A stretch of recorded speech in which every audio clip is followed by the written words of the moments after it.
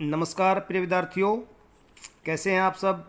उम्मीद है नए साल में आप बहुत बढ़िया होंगे।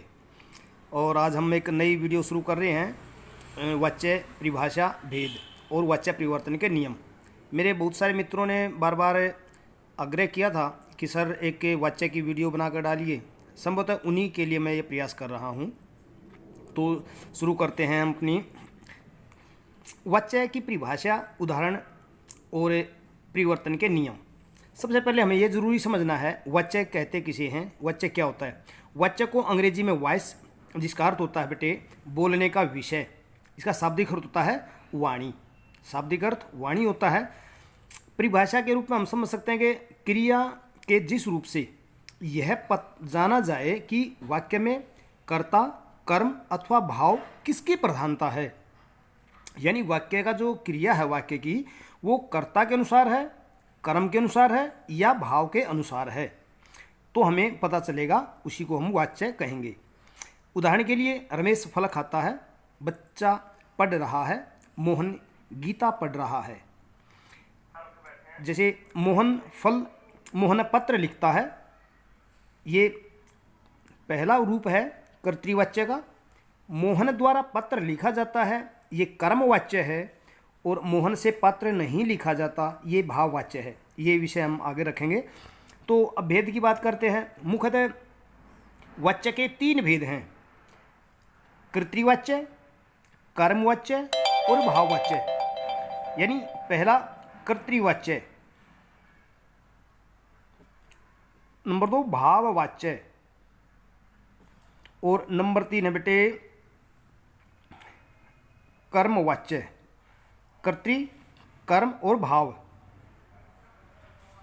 तो कर्तृवाच्य किसे कहते हैं? जिसमें कर्ता की प्रधानता या सक्रियता हो, यानी जिस वाक्य में जो क्रिया है वो कर्ता के अनुसार हो।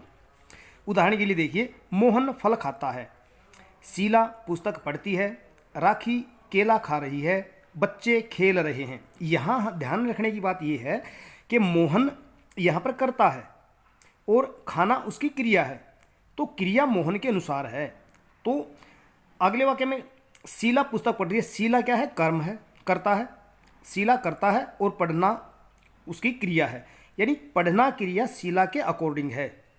राखी केला खा रही है, राखी एकवचन और स्त्रीलिंग है, तो केला खा रही है, तो रहना यहाँ स्त्रीलिंग के अनुसार है और एकवचन की क्रिया है। बच्चे, ठीक वैसे ही बच्चे खेल रहे हैं, यानी बच्चे बहुवचन हैं तो क्रिया भी खेल रहे हैं, इसके अकॉर्डिंग हो जाएगी। दूसरा कर्मवाच्य, जिसे हम पैसिव वॉइस भी कहते हैं। कर्तृवाच्य को एक्टिव वॉइस और कर्मवाच्य को पैसिव वॉइस भी बोलते हैं। जिस वाक्य में क्रिया कर्ता के अनुसार न होकर कर्म के अनुसार होती है, यानी इसमें जो है ना कर्म की प्रधानता रहती है।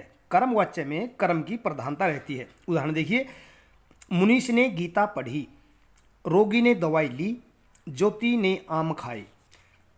अब यहाँ गीता जो है वो कर्म है और क्रिया पढ़ना। मुनीष ने गीता पढ़ी, गीता कर्म है, स्त्रीलिंग है, तो क्रिया भी पढ़ी स्त्रीलिंग हो गया। रोगी ने दवाई ली, दवाई स्त्रीलिंग है, तो ली लेना क्रिया है स्त्रीलिंग की। ज्योति ने आम खाए, अब यहाँ आम पुल्लिंग शब्द है और खाए यानी खाना, खाने के उसमें प्रयोग की, तो आम खाना, आम अपना कर्म और खाना पुल्लिंग की क्रिया होगी बहुवचन की। इसके तीसरा भेद देखते हैं। जिस भाववाच्य, इसे इम्पर्सनल बोलते हैं, इम्पर्सनल। जिस वाक्य में कर्ता कर्म की प्रधानता न होकर भाव अथवा भावना की प्रधानता रहती है, यानी इस वाक्य में भाव प्रधान होता है, भाव। और इस वाक्य में जो क्रिया होती है वो अकर्म क्रिया होती है। ये विशेष बात ध्यान रखने की है। किसी भी काम को करने की सामर्थ्य या असमर्थता और अनुमति लेने के लिए विशेष रूप से भाववाचक के वाक्यों का प्रयोग किया जाता है। उदाहरण दिखाते हैं। नरेश द्वारा खाना खाया जाता है, लवप्रीत द्वारा पत्र लिखा जाता है, आर्यन द्वारा पुस्तक पढ़ी गई। यानी यहाँ जो क्रिया है वो से या के द्वारा से जोड़ी जाता है उसको, भाववाच्य को। और जो यहाँ न तो कर्म की प्रधानता है और ना ही कर्ता की, बल्कि यहाँ भाव प्रधान है। उदाहरण के लिए हम देखेंगे कि नरेश द्वारा खाना खाया जाता है, यहाँ पर खाना खाया जाना एक भाव है, लिखा जाना एक भाव है, और पुस्तक पढ़ी जाती है यानी पढ़ा जाना भी यहाँ पर एक भाव है। अब हम तो वाच्य परिवर्तन के कुछ सामान्य नियमों का भी हम ध्यान करेंगे। कर्तृवाच्य से कर्मवाच्य बनाने के लिए हमें किन चीज़ों का ध्यान रखना पड़ता है? सबसे पहले कर्ता के साथ जो उसकी मुख्य विभक्ति होती है ने, वो हटा दी जाती है, और कर्ता के साथ जब हम कर्मवाच्य बनाएंगे तो कर्ता के साथ से या द्वारा का प्रयोग किया जाता है। क्रिया कर्म के अनुसार ही रखी जाती है और सकर्म क्रिया का होना जरूरी है। इसके साथ ही ध्यान रखने वाली बात यह है, जा जो धातु का क्रिया रूप है वो मुख्य क्रिया के साथ सहायक के रूप में उसके साथ जुड़ जाता है, संयुक्त हो जाता है।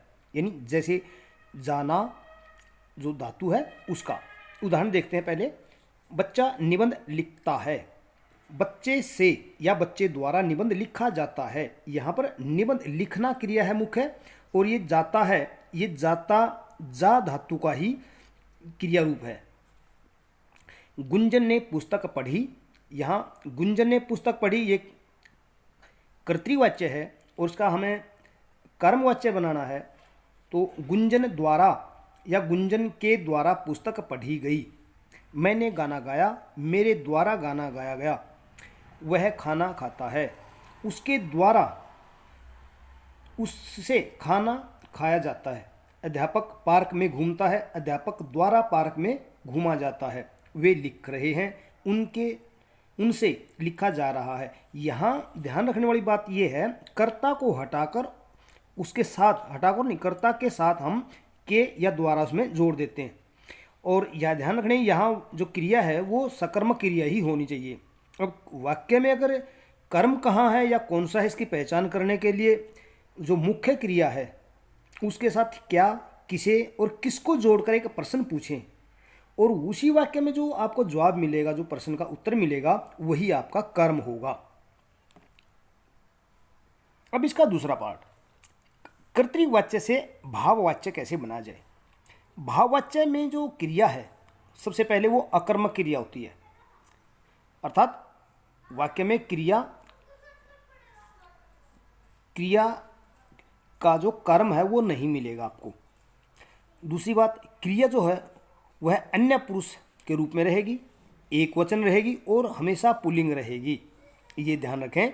इसमें कर्ता के साथ से विभक्ति चिन्ह जोड़ दिया जाता है, कर्ता के साथ से विभक्ति चिन्ह जोड़ दिया जाता है, और वही मुख्य क्रिया को सामान्य भूतकाल की क्रिया बनाकर, यानी मुख्य क्रिया को सामान्य भूतकाल की क्रिया बनाकर जाना उसके साथ परिवर्तित रूप में जोड़ा जाता है, जाना धातु को। उदाहरण देखते हैं, हिरण खूब उछलते हैं, हिरण खूब उछलते हैं, तो यहाँ हमने बताया आपको से विभक्ति जोड़ देंगे तो कर्ता के साथ हिरण करता है, तो हिरणों से, यहाँ उछलते हैं बहुवचन है इसलिए हिरण को भी बहुवचन में ले लेंगे। हिरणों से खूब उछला जाता है। बच्चा जल्दी नहीं उठता, बच्चा नहीं उठता, बच्चे के साथ हम से विभक्ति जोड़ देंगे, बच्चे से जल्दी नहीं उठा जाता, ये भाव बन जाता है। चलिए खेलते हैं, चलिए खेलते हैं, चलिए कुछ खेला जाए, यहाँ पर खेला जाए भाव है। शोर मत कीजिए, शोर न किया जाए। हम नहीं बैठते, हमसे नहीं बैठा जाता। प्रमोद खाता है, प्रमोद से खाया जाता है। ये वाक्य कर्तृवाच्य से भाववाच्य हैं।